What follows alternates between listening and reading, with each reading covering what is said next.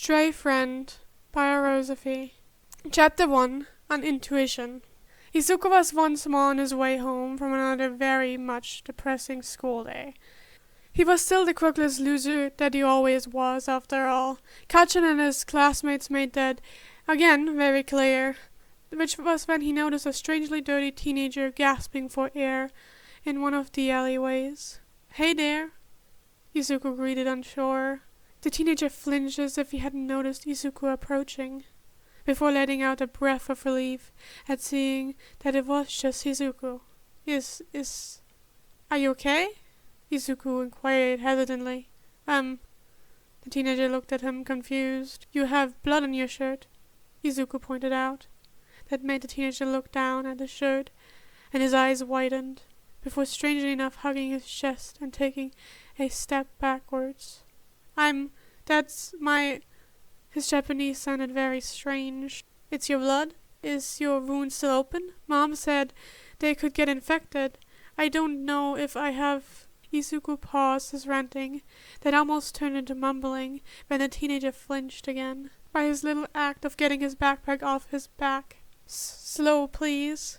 The teenager looked directly at his hands. "Verily. Can I help you with your injury?" Izuku requested slowly, which made the teenager shake his head furiously. "Where we?" the teenager questioned instead. "Oh, where we are?" Izuku inquired. The teenager nodded. "In Musatafu, a city in Japan," Izuku answered. The teenager bit his lip and nodded. "Are you lost?" Izuku asked. He nodded again. USA?" Izuku widened his eyes. He was from the USA? That would explain why his Japanese was so strange. "Way?" The teenager looked hopefully at him. "What do you mean, way?" Izuku questioned, confused. Home." The teenager sounded unsure.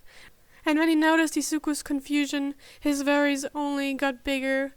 He tried again. "Map? Way home? USA? Wait a minute." Izuku got out one of his school books, since he remembered it had a map, which he showed to the teenager in question. The teenager's eyes widened, and he took the book from him, staring at the map disbelievingly. Fuck! He cursed in what Izuku guessed was English. He gave him the book back, looking a little bit lost. No problem," Izuku replied. Since the teenager was closer now, Izuku noticed that something glowed faintly under his bloody shirt. He wondered if that was his quirk, and what exactly it was. Maybe he had regeneration? That would explain his indifference to his wounds. The teenager looked away shamefully. "Could what?" Izuku questioned curiously. "Stay you?" he questioned. I completely forgot about the time. Oh God, my mom will be so worried," Izuku realized, and put his backpack back on his back. Before he looked back at the teenager. "Do you have somewhere to stay?" The teenager shook his head and pointed at Izuku. You want to stay with me?" Izuku asked, bewildered.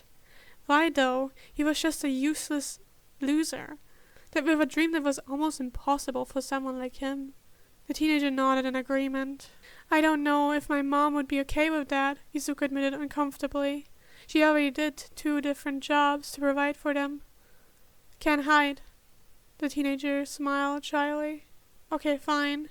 But don't be disappointed. I just live in a normal apartment." Izuku relented begrudgingly. The teenager nodded and started to follow him. As soon as they walked into Izuku's house, he vanished. It stunned Izuku.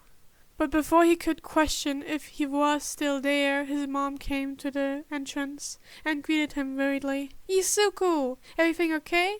You don't usually come home this late." Mom stated. "Yeah, I'm fine, Mom. I just got distracted by heroes again." Izuku lied with practiced ease. His mom already had enough to worry about. Adding him to her problems was not a good idea. "Oh, okay. I will go and warm up your dinner." "Thanks, Mom."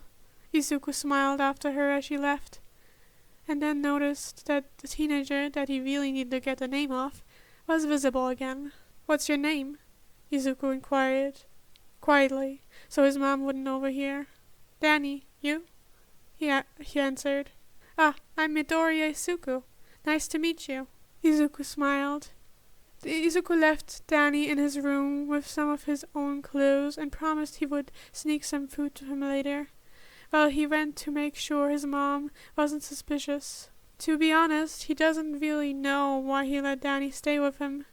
Maybe he was just very curious about his quirk. And that was the chapter! If I now only find the right thumbnail picture, I'm all good to go. I think I have it somewhere in my folder, but there are so many fucking pictures that I don't know where. But hey, that's just my suffering.